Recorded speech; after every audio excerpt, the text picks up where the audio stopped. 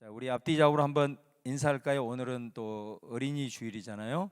그래서 한번 앞뒤좌우로 이렇게 인사할 때 오늘은 참 어려 보이십니다. 이렇게 한번 앞뒤좌우로 인사하겠습니다. 시작. 예.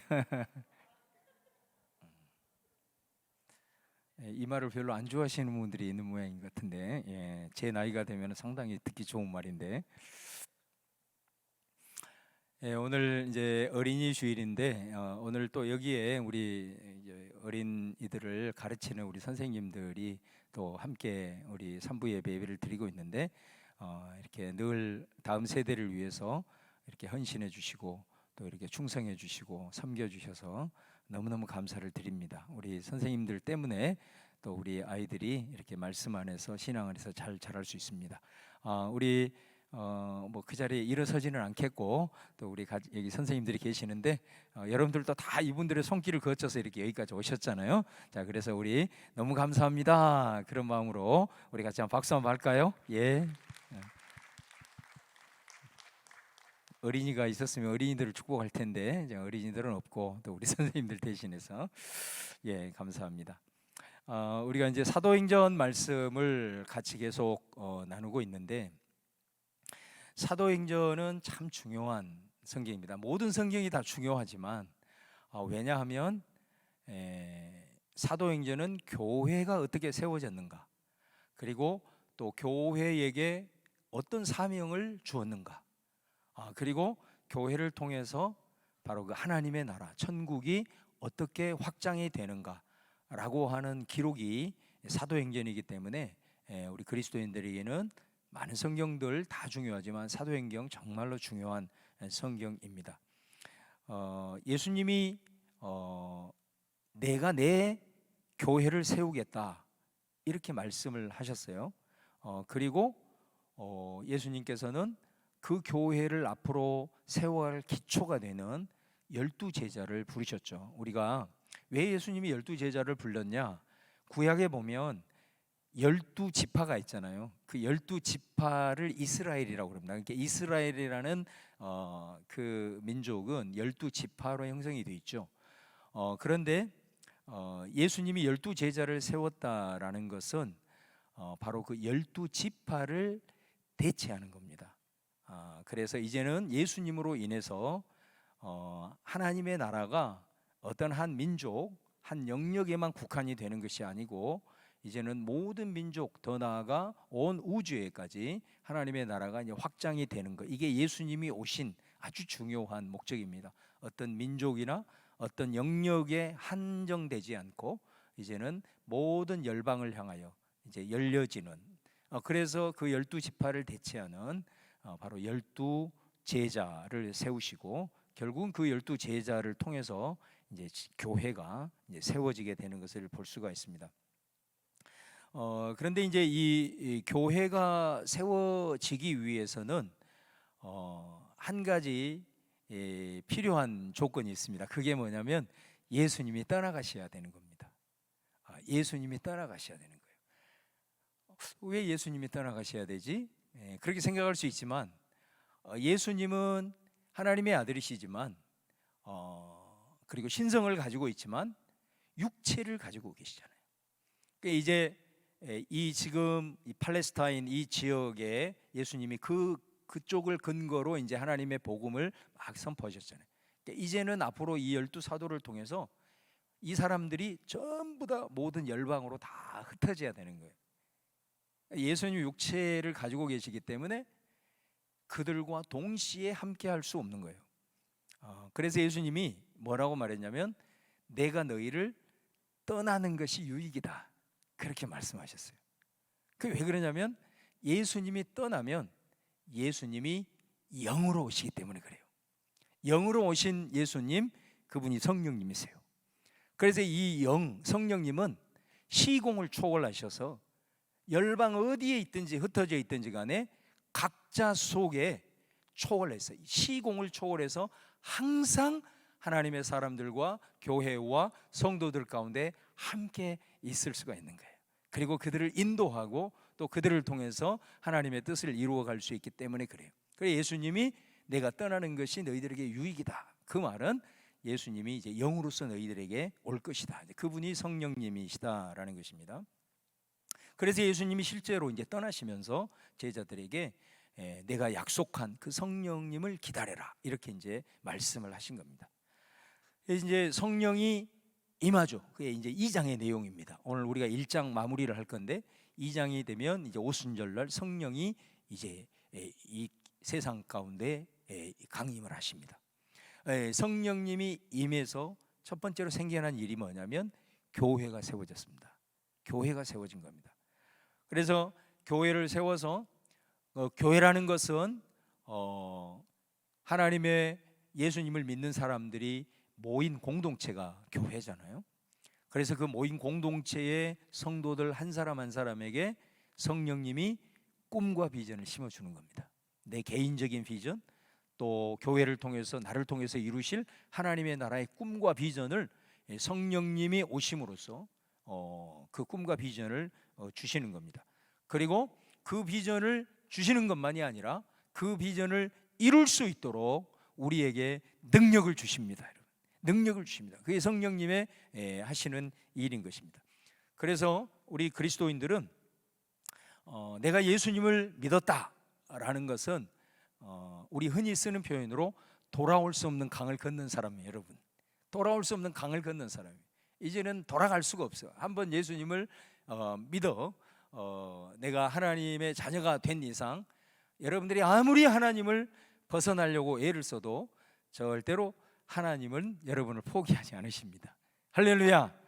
그러니까 여러분 그 탕자의 비유 아시죠? 나는 내 힘으로 아버지를 떠나서 살아보겠다. 가서 처음에는 잘 살았겠죠. 그런데 자기에게 다가오는 자기 의지와 상관없는 세상의 환난 풍파 속에 자기 힘으로는 살아갈 수가 없어요. 그래서 그 인생이 어떻게 됩니까? 이렇게 거기 비유해 보면 완전히 상거지가 되죠. 결국은 그가 아버지 앞에 손을 들고 돌아올 때 아버지가 다시 끌어안아 주시죠. 그러니까 하나님을 믿는 사람은 하나님을 떠나는 순간 인생이 처음에는 잘 된 것 같지만은 절대로 잘 될 수가 없어요. 왜냐하면 하나님은 여러분을 절대로 포기하지 않기 때문에 그렇습니다. 그래서 내가 예수 그리스도를 믿는 순간 나는 예수 안에서 성공해야 되겠다. 요 생각을 반드시 가지고 있으셔야 됩니다. 특히 청년들은 꼭 기억을 하셔야 되는 거예요. 그래서 내가 예수님을 믿고 이제 내가 살아가야 되잖아요. 그러니까 내가 예수님을 믿었다. 그러면 우리가 구원을 받았다 그런 얘기를 합니다. 그죠? 구원을 받았다. 이제 구원을 받았다. 그러면 이 땅을 살아가면서 받은 구원을 누리는 것이 중요하거든요. 그러니까 우리가 내가 구원 받았어. 그리고 나는 나중에 예수님이 재림하면 세상에 종말이 오면 천국에 갈 거야. 이렇게 살아버리면 그 사람은 이 땅 가운데서도 별로 예수님이 주시는 하나님이 주시는 구원의 은혜, 생명의 은혜, 천국을 별로 경험 못합니다. 중요한 것은 구원을 받았으면 내가 구원받아서 죽으면 천국 간다. 그러면 우리를 왜 이 땅에 하나님이 보냈겠어요? 보낼 필요가 없는 거죠. 중요한 것은 내가 구원을 받았으면 이 땅에서 구원을 누려야 되는 거예요. 구원이라고 하는 것은 요한복음의 표현으로 보면 생명이에요. 생명을 누려야 되는 거예요. 생명이라는 것은 구원을 받은 사람이 어디를 가든지 간에 그 사람을 통해서 살아나는 역사의 통로가 되는 거예요. 사람들을 절망케 하고 죽이고 뭐 힘들게 하는 이런 인생이 아니라 그 사람이 가는 곳곳마다 구원받는 사람이 그 속에 들어갔을 때는 공동체를 살리고 사람을 살리고 소망을 주는 이렇게 좀 쓰임을 받아야 되잖아요, 우리가. 그리고 우리가 나중에 하나님의 나라에 가면 그곳에 우리가 경험하게 될 천국, 하나님의 나라가 이 땅 가운데서도 구원받는 사람은 누릴 수 있습니다. 믿음의 분량에 따라서 많이 누리는 사람이 있고 경험하는 사람이 있고 그러지 못한 경우가 있어요. 그런데 이 모든 것의 열쇠가 어디에 있느냐면 성령님에게 있습니다. 성령님에게 있는 거예요. 이 땅에 오신 예수 그리스도의 영이신 성령님으로 인해서 구원받은 이후에 그리스도인의 삶이 결정이 된다. 라고 생각하셔야 돼요. 그러니까 사실 우리가 예수 그리스도를 믿고 나서도 우리들의 생각이나 가치관이 대부분의 삶의 여정이 세상의 학문을 배우고 또 세상 속에서 살아가기 때문에 의외로 많은 그리스도인들 가운데도 실제적으로 살아가는 삶은 대부분 세상의 가치관에 영향을 많이 받아요. 정말 그 안타깝죠. 목사가 봤을 때 너무 안타까운 거예요. 왜냐하면 예수 그리스도를 믿었으면 예수 그리스도인이 가져야 될 세계관과 가치관을 가져야 그것으로 인해서 우리가 구원을 누리고 하나님의 나라를 이 땅 가운데 경험할 수 있는데, 그러지 않게 되면 예수님을 믿어도 그냥 믿는 무늬만 있지, 형식만 있지, 내용은 전혀 그리스도인으로서 누려야 될 특권과 또 은혜와 이런 것들하고는 상관없이 그냥 세상의 수준으로 그대로 살아가는 경향이 많다는 거예요. 그래서 우리가 예수 그리스도를 믿는 이후의 삶의 모든 그리스도인의 삶의 열쇠는 성령님이 쥐고 계십니다.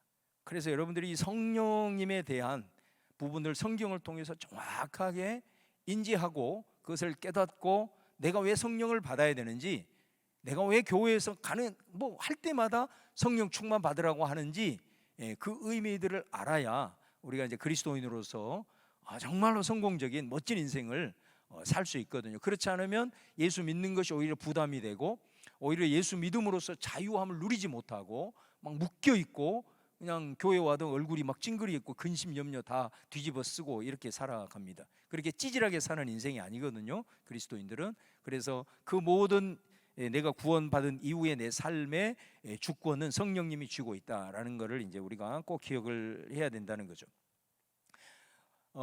우리가 이제 내가 예수님을 만났어요.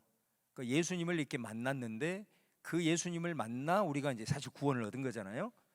근데 그 예수님을 만나 구원을 얻은 것은 그것은 정말 하나님의 일방적인 은혜입니다. 그래서 성경 그거를 뭐라고 그러냐면 그냥 은혜라고 하는 거예요. 내가 구원을 위해서 뭔가를 한 게 없어요. 그냥 내 죄를 위해서 내가 그 죄에 대한 대가, 죽음과 저주를 받아야 되는데 하나님은 우리를 너무너무 일방적으로 사랑하셔서 그렇게 되기를 원치 않으셔. 그래서 하나님의 독생자 예수 그리스도에게 우리의 모든 죄를 뒤집어 씌워가지고 십자가에 달려 죽게 만들었단 말이에요. 이 사랑을 우리가 어떻게 설명할 거냐 말이에요. 이해가 안 되는 거죠. 내가 죄를 지었으면 내가 죄 대가를 받아야 되는데 그 죄로 인하여서 구원받지 못하기 때문에 예수님에게 그 모든 대가를 다 뒤집어 씌워서 내가 용서받고 예수님의 이름으로 구원을 받게 되었다. 이거 어떻게 설명할 거냐? 이거는 은혜로밖에 설명이 안 되는 거예요. 그래서 우리가 구원은 하나님의 은혜다 이렇게 얘기를 하는 겁니다. 그러니까 내가 구원을 받는 것은 나와 하나님과의 관계에 있어서 하나님의 일방적인 은혜, 그냥 일방적인 하나님의 사랑, 이것이 우리가 구원을 받게 된 겁니다. 자, 그런데 이제 내가 구원을 받았어요. 구원을 받은 이후는 우리의 신분이 이전과는 완전히 차원이 다른 것입니다. 구원을 받은 우리는 더 이상 우리를 하나님이 죄인으로 보지 않습니다. 우리를 의롭다 여겨주십니다. 우리는 별로 의로운 게 없는데 의롭다 여겨주십니다. 그리고 우리를 뭐라고 얘기하냐면 나의 동력자, 하나님의 동력자다라고 얘기합니다.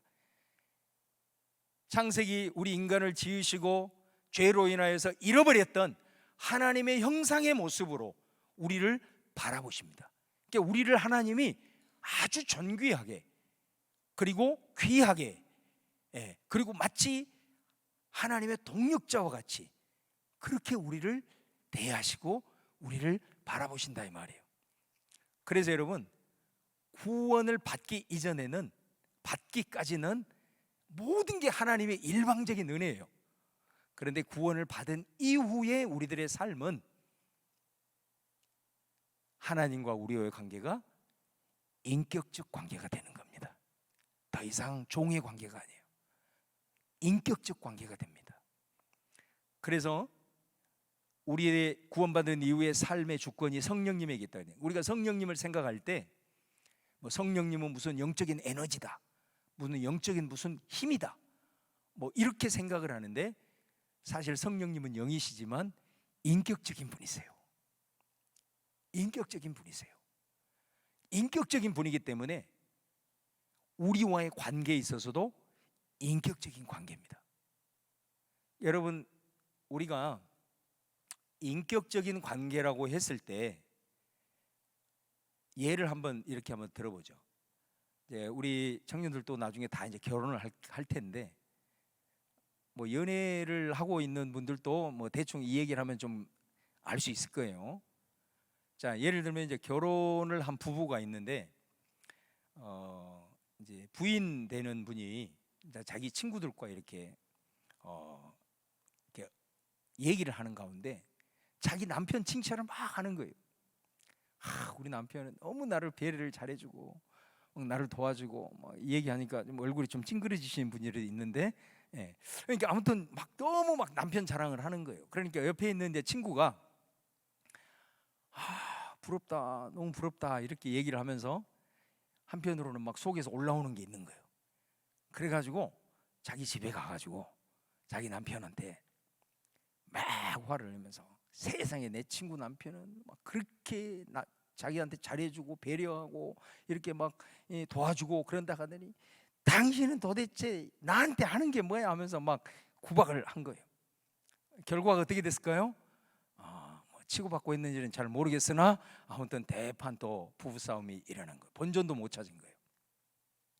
근데 또 한 부류는 그 남편 자랑하는 그 분의 말을 들으면서 뭐라고 했냐면, 부럽다 얘 하면서 이렇게 겉으로는 얘기를 했지만 속으로 뭐라 그랬냐, 에이구 지 자랑하기는, 그랬어요.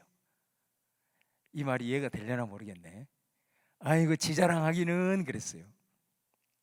자기 자랑한다 이거예요. 그러면서 집에 가가지고 갑자기 남편에게 애교를 부립니다. 여보 많이 힘들지?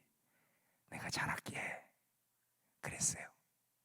저는 이 두 부류 중에서 전자를 IQ 2자리라고 얘기하고 후자를 IQ 3자리라고 얘기합니다. 이 얘기의 논지를 아시겠어요? 인간의 관계의 가장 기본인 부부 사이도 일방적인 관계는 없어요. 인격적인 관계입니다. 다시 말하면 남편이 그 자기에게 잘해줬다고 자랑하는 것은 속으로 그만큼 자신이 남편에게 잘했다는 거예요. 이게 인격적인 관계예요. 뭐 시간이 없기 때문에 또 뭐 그 다음 스토리가 있는데 이 정도로 마무리하겠습니다.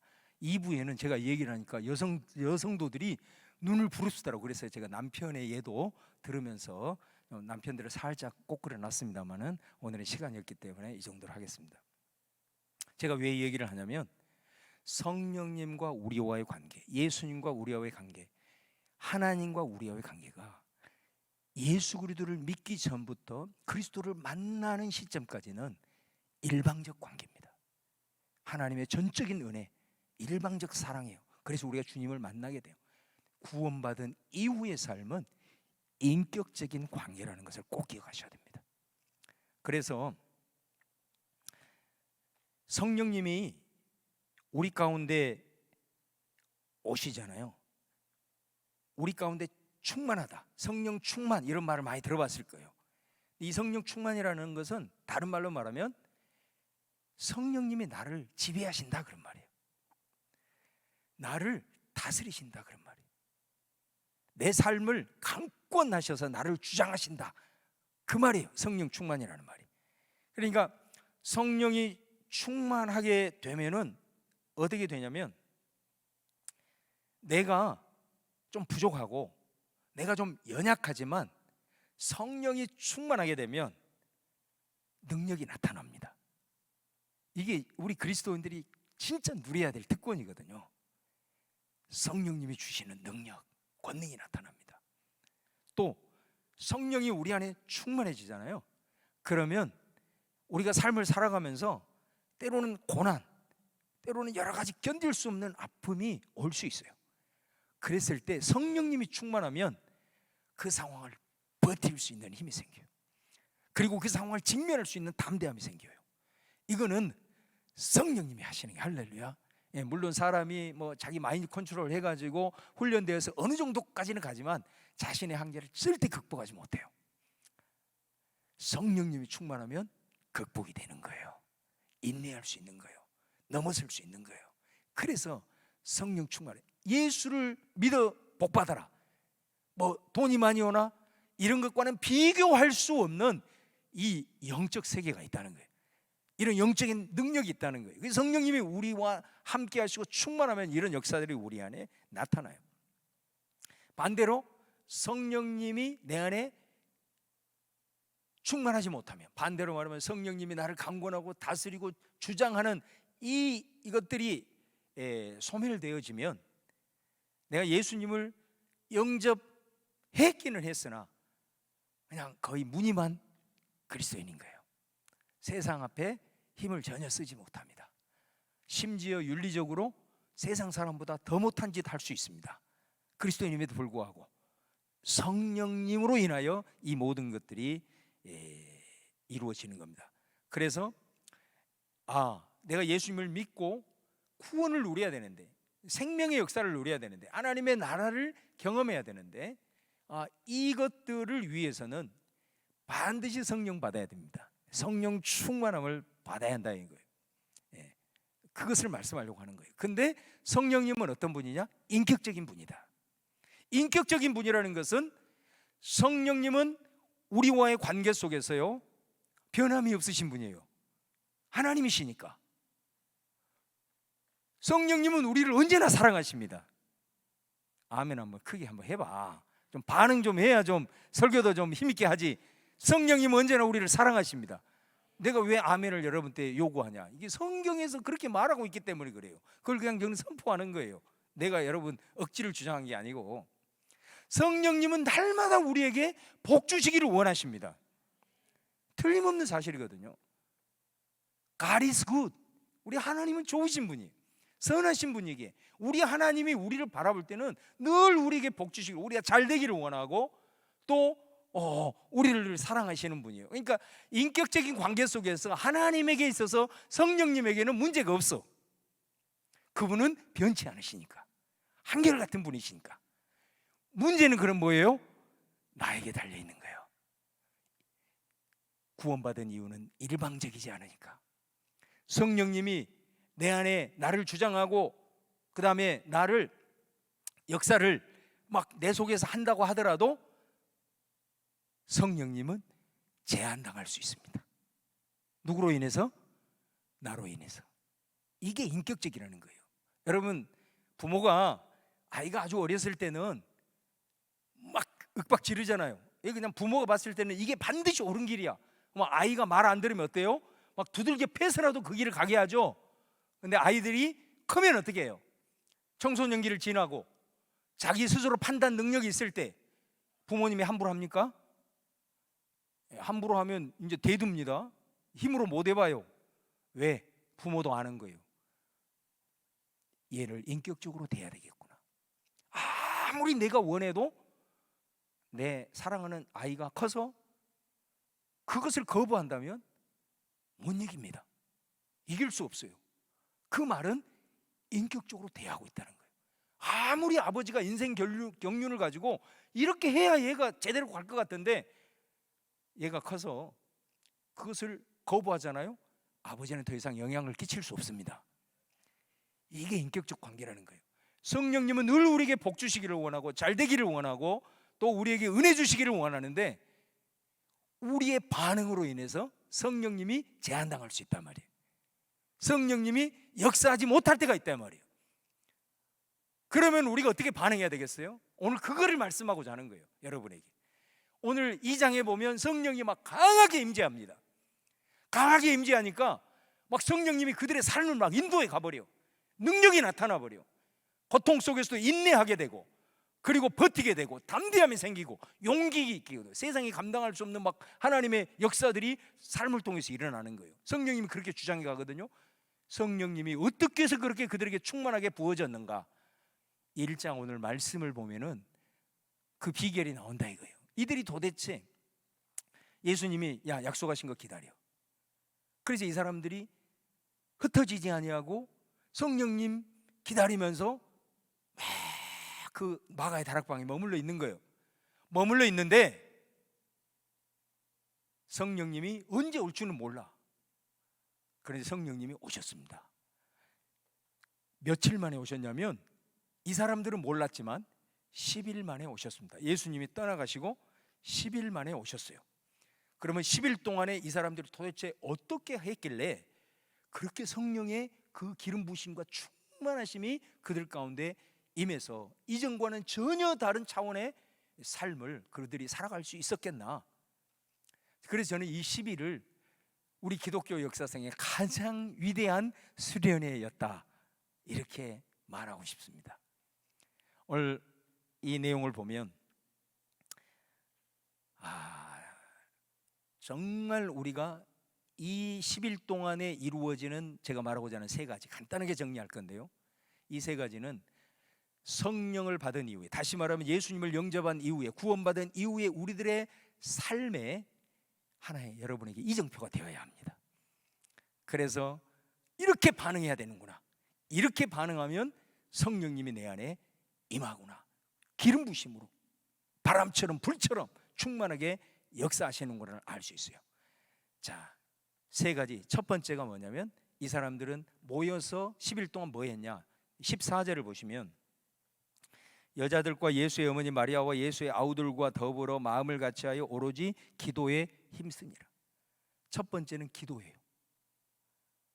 성경을 여러분 읽어보면 성령님과 기도는 뗄래야 뗄 수가 없습니다. 기도가 있는 곳에 항상 성령님이 운행하십니다. 그래서 내가 예수 그리스도인이 되었다라고 했을 때는 기도에 여러분 생사를 걸어야 됩니다. 아멘. 이게 너무 중요해요. 어떤 사람은 저는 기도를 할 줄 몰라서 기도를 안 해요, 이런 사람이 있습니다. 근데 여러분, 제가 지금까지 엄청나게 지금까지 살아온, 목회자 되면서 지금까지 살아온 인생 가운데 제일 퀘스천 마크가 사실은 기도였습니다. 별의별 얘기를 다 하거든요, 기도에 대해서. 근데 제가 지금 이 시점 속에서 깨닫는 것은 뭐냐면 기도는 기도하는 그 시간 자체입니다. 그리고 기도하는 그 장소 자체입니다. 기도한다는 것은 내가 아무 일도 안 하는 거잖아요. 그리고 오직 하나님을 붙드는 시간이거든요. 그게 믿음입니다. 내가 그 시간에 일할 수 있거든요. 다른 일 할 수 있거든요. 그런데 내가 그 시간을 하나님께 드리는 겁니다. 그 드림, 그것이 하나님이 봤을 때는 제가 나를 의지하고 있구나. 나는 하나님 없으면 안 됩니다.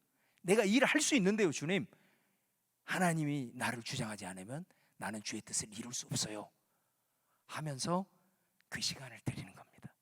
그거를 우리 하나님은 믿음으로 여기시는 거예요. 어떨 때는 저도 기도할 때 예를 들어 1시간 기도한다, 기도가 안 나올 때가 있어요. 진짜 막 졸리기도 하고 답답할 때가 있거든요. 그랬을 때는 제가 뭐라고 기도하는 줄 아세요? 1시간 내내 이 말만 합니다. 하나님, 내 마음 아시죠? 그 말만 반복합니다. 내 마음 아시죠? 내가 지금 이 시간을 내가 일할 수 있고 뭔가 더 많은 걸 할 수 있지만 하나님이 아니면 나는 이 모든 것들이 하나님의 뜻이 될 수 없다는 것을 나는 알기에 나는 하나님이 필요해요. 내가 지금 주님 앞에 멋진 미사역으로 하나님 기도할 수 없어도 내 마음 아시죠? 나는 하나님이 필요하다는 거, 나는 하나님을 지금 붙들고 있다는 거, 나는 하나님을 의지한다는 거, 그 마음 아시죠? 그 말만 계속해서 되뇌입니다. 그런 가운데 하나님이 마음을 터치하실 때는 눈물샘이 터지는 거고요, 그 순간에. 여러분, 하나님은 내가 알 수도 없고 볼 수도 없고 할 수도 없는 일을 넉넉히 행하실 수 있는 분입니다. 그 하나님을 우리가 믿기 때문에 그리스도인들은 이 특권을 누려야 됩니다. 아무것도 하지 않는 것 같지만 여러분, 그 기도 후에 눈을 떠서 내 삶을 돌아보면 하나님이 내 앞서 이미 다 일하고 계시는 것을 체험할 때가 옵니다. 그것이 보일 때가 옵니다. 그러니까 기도하는 사람이 더하는 거예요. 우리가 열심히 살아도 아무리 돈을 벌어도 어느 순간에 그냥 그 돈이 다 빠져나가 버릴 때가 많아요. 여러분 많이 경험해 보셨잖아요. 앞으로 청년들 많이 경험할 거예요. 하나님 주시는 성령을 통해서 주시는 내 앞서 행하셔서 일하시는 하나님을 여러분 꼭 경험할 수 있기를 바라요. 기도하십시오. 그 기도를 꾸준하게 여러분의 삶에 기도의 재단이 있어야 돼요. 직장에 출근했을 때 단 10분이라도 5분이라도 아니면 끝나고서라도 그 직장 속에서의 나를 주장하시도록 기도하셔야 돼요. 여러분 가정 가운데 기도의 재단을 쌓고 같이 하면 좋고 그렇지 않아도 기도하시고. 저도 목사지만 기도한다는 게 쉬운 게 아닙니다. 사실 그래서 우리 교회에 우리 매일 기도회가 있잖아요. 물론 우리 성도님들을 위한 시간이기도 하지만 그래서 사실은 효율적으로 보면 어떤 때는 막 3명 4명 앉아 있거든요. 우리 목사님들한테 좀 미안할 때도 있습니다. 왜냐하면 우리도 저녁에 집에 가서 사람들로 좀 해야 되거든요. 자녀들하고 좀 놀아주기도 하고 그래야 돼요. 효율성으로 봤을 때는 그거 계속 해야 되나? 막 그런 생각을 엄청나게 했습니다. 그런데 어느 순간 제가 기도하는데 하나님이 멈추시라고 할 때까지는 해야 될 것 같습니다. 제가 그런 고백을 했습니다. 왜? 몇 명이라도 그 시간을 통해서 꾸준히 기도하는 자들을 통해서 성령의 역사를 경험한다면 얼마나 귀한 겁니까? 저 역시라도 하나님 앞에 갔을 때 야, 너 성도들이 성령 충만 받을 수 있는 그 자리를 목회 여정 가운데 마련했냐? 라고 물었을 때 할 말이 있어야 되겠더라고. 그리고 저 역시도 뭐 매일은 아니지만 우리 집이 저 6층이잖아요. 8시 되면 갑자기 음악이 나와요. 전혀 막 잊어버리고 있는데 음악 소리가 은근히 들립니다. 그러면 막 정신없이 내려와가지고 기도하게. 목사도 그래요. 기도하는 게 쉽지 않아요. 기도의 자리가 그래서 중요한 거예요. 꾸준하게 할 때 부어지시는 그 영적인 임계점 속에 역사하시는 성령 하나님, 여러분 꼭 경험할 수 있기를 축원을 드립니다. 할렐루야. 그 다음에 두 번째는 이 사람들은 말씀에 집중했어요. 말씀에. 그래서 여기 보면 베드로가 기도하면서 아마 감동을 받았던 것 같아요. 어떤 감동이냐면 지금 우리 12명의 제자 중에 한 사람 가룟 유다가 예수님을 배반하고 떠나버렸잖아요. 그런데 앞으로 교회가 세워지고 예수님이 12명을 세워서 새 이스라엘로 하나님의 나라의 도구가 돼야 되는데 이게 뭐야? 한 사람이 비어있는 거예요. 그래서 이 사람을 세워야 되겠다. 그걸 깨닫는 순간 그때부터 베드로와 이 120명의 성도들이 말씀을 보기 시작하는 거예요. 말씀을 딱 볼 때 그때는 뭐 신약 성경은 없었거든요. 우리가 지금 구약으로 보는 그 말씀을 보는 거잖아요. 말씀을 보는데 시편을 딱 읽어가는 가운데 69편을 읽게 된 거예요. 그 69편의 말씀이 오늘 20절에 인용이 됐거든요. 거기에 보니까 뭐라고 돼 있냐면 69편의 말씀이 메시아가 순환을 당하는데 특별히 사람들한테 환대받지 못하고 배반당하고 이런 내용이 나온 거예요. 그래서 이 69편이 신약 성경에 예수 그리스도의 순환과 배반 이 관련된 대목으로 몇 번 인용이 됐습니다. 베드로가 이 말씀을 딱 읽는 거예요. 예수님의 배반이 있었구나. 근데 그 배반이 가장 예수님의 옆에서 회개 역할을 감당했던 측근 중에 측근인 가룟 유다에게 배반을 당했구나. 이러면서 당시의 상황, 자기신들이 처한 상황들에 대한 말씀의 분별력이 그걸 통해서 발견하게 된 거예요. 그리고 이 사람들이 거기에서 또 계속 말씀을 읽어가다가 시편 109편 8절을 읽는 순간 거기에 말씀에 보면 그의 직분을 타인이 빼앗게 하시며, 이게 오늘 말씀에도 인용이 됐거든요. 사도행전 1장 20절에 그 말은 무슨 말이냐면 그래, 이 비어있는 이 가룟 유다의 직분 대신하는 사람을 세워야 되겠다. 말씀으로 조명을 받은 거예요, 이 사람들이. 그래서 이 12사도를 채우기 위해서 기준을 세우죠. 어떤 사람을 세워야 되겠냐? 말씀을 통해서 우리 하나님께서 우리에게 말씀하셨는데, 자, 이 말씀을 가지고 12명을 세우는데 그래도 예수님을 살아생전에 따랐던 사람, 그리고 예수님의 십자가 복음을 전하기 위해서는 예수님이 3일 만에 부활한 예수님의 부활을 목격한 사람이어야 되겠다. 이 기준을 제시를 하는 거죠. 이거 뭐를 얘기하냐? 이 사람들은 10일 동안 기도했고 그리고 말씀에 전무했다라는 거예요. 여러분, 성령님은 진리의 영이라고 얘기합니다. 이 진리의 영이신 성령, 우리가 말씀을 묵상하고 그것도 꾸준하게 볼 때 어떤 임계점에 도달하면 성령님이 강력하게 여러분의 삶을 주장하고 인도하는 충만의 역사를 경험하게 될 겁니다. 여러분, 제가 좀 시간이 좀 가는데 제가 한 3분만 더 하겠습니다. 여러분, 우리가 하나님께서는 당신의 뜻을 우리들에게 보여주기 위해서 어렵게 당신의 뜻을 계시하지 않았어요. 우리가 다 읽을 수 있도록 언어로 계시했어요. 그런데 저는 가끔 우리 성도님들 중에 이렇게 편리하게 말씀을 보고 묵상하면 하나님의 뜻을 알 수 있는 길을 다 이렇게 우리에게 우리 말까지 번역해 가지고 이렇게 다 해놨는데, 이거는 별로 대수롭게 여기지 아니하고 무슨 어디에서 하나님의 음성 듣는다더라 막 그런데 쫓아다녀. 막 신비한 음성을 듣고 뭐 하나님의 뜻을 분별한 어디 뭐 기도원에 가지고 뭐 영험한 사람이 있어가지고 하나님의 말을 대언해 준다더라, 이런데 쫓아다니는 사람이 있어. 저는 그런 사람을 보면은 너무 안타까운 거예요. 어떻게 저렇게 멍청한 짓을 할까? 아니, 하나님께서 이미 우리가 읽을 수 있는 언어로 하나님의 뜻을 다 계시해 놨는데 왜 이런 쉬운 길은 내다봤고 그렇게 어려운 길을 택해서 하나님의 뜻을 알려고 할까? 여러분, 우리가 하나님의 말씀을 양식처럼 꾸준히 먹을 때 반드시 우리 성령님은, 말씀은 죽어있는 문자가 아니잖아요. 살아있는 말씀이거든요. 이 말씀을 통해서 우리들의 심령 골수까지 찔러 쪼개간다고 하고 있어요. 여러분들이 말씀을 적어도 뭐 10일 동안 한번 꾸준히 말씀을 아침 일어날 때 한번 읽고 먹고 한번 묵상해 보십시오. 세상에서는 누릴 수 없는 뭐 별거, 내가 약도 안 먹었는데 마음에 찾아오는 평강을 누릴 거예요. 그리고 말씀이 꾸준히 이렇게 묵상이 되어지면 세상에 가서 보는 것이 막 감사하는 일들이 눈에 보여. 전에는 전혀 안 보였거든.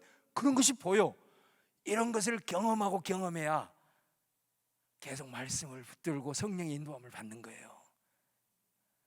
이거를 우리가 이정표로 삼자는 거예요. 그리스도인은 세상 사람들한테 이런 얘기를 하면은 시간 낭비라고 할 거예요. 그러나 여러분 꼭 기억하셔요. 그 다음에 오늘 이 마지막 세 번째는, 이 사람들이 베드로가 기준을 제시해 주니까 원래 한 사람을 세워야 되잖아요. 근데 이 사람들이 아름아름 해가지고 이 기준에 맞는 사람을 두 사람을 세웁니다. 두 사람을 세워놓고 온 공동체가 24절에 보면 막 기도합니다. 두 사람을 세워놓고 기도하고 26절에 가보면 제비를 뽑습니다. 제비 뽑는 것은 신약성경에 이 이후에는 없어요. 이후에는 그러니까 제비를 뽑아요. 그 말은 무슨 말이냐면, 이 사람들은 영적 질서를 따라서 기준을 제시해 주니까 그 기준을 가지고 한 명 세우면 되는데 두 명 세워놓고 기도하고 제비를 뽑는다. 그러니까 오늘날도 뭐 제비 뽑아라 그런 말은 아니고 의미가 중요한 거거든요. 왜 그랬을까? 우리 공동체의 주인은 하나님이십니다. 하나님이 결정하십시오. 자기들을 내려놓은 거예요. 자기의 생각을 내려놓은 거예요. 하나님이 주인이십니다. 하나님이 결정하십시오 하고 그 자리를 내어드린 거예요. 이 교회가 하나가 될 수 있었던 것은 그들 한 사람 한 사람이 자기 주장 고집 내려놓고 하나님에게 결정권을 드리고자 하는 주님의 주인 되심, 이것이 이 공동체를 하나, 에베소 4장에도 성령이 하나 되게 하신 것을 힘써지키라 말하잖아요. 하나 되는 곳에 성령이 임하십니다. 분열되는 곳에는 절대로 마귀가 역사합니다.